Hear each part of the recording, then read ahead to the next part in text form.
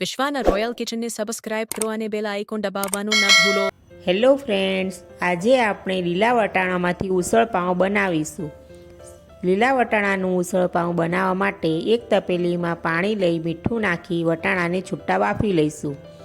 વટાણા બફાઈ જાય પછી તેને પાણી નિતારી કોરા કરી લઈશું।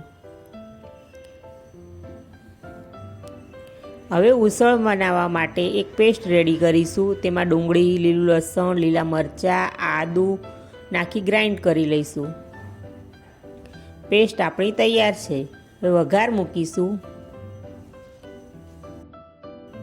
અને તેમાં પેસ્ટને સાંતળી લઈશું।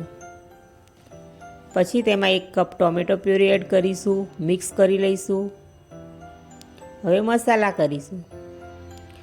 2 ચમચી ઉસળ મસાલો, 1 ચમચી લાલ મરચું, સ્વાદ પ્રમાણે મીઠું નાખી બરાબર મિક્સ કરી લેવું। પછી તેમાં બાફેલા વટાણા ઉમેરી દેવાના। વટાણાને મસાલા સાથે બરાબર મિક્સ કરી જરૂર પૂરતું પાણી ઉમેરી ઉકળવા દેવું અને 1 વાટકીમાં 2 ચમચી ચણાનો લોટ લઈ સ્લરી બનાવી તે એડ કરી દેવી। સ્લરીથી આપણા વટાણાના રગડાને થિકનેસ મળશે।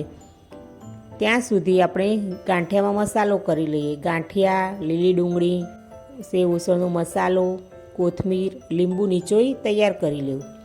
હવે આપણું ઉસળ પણ ઉકળી ગયું છે, તેમાં કોથમીર અને લીંબુનો રસ ઉમેરી મિક્સ કરી લેવું।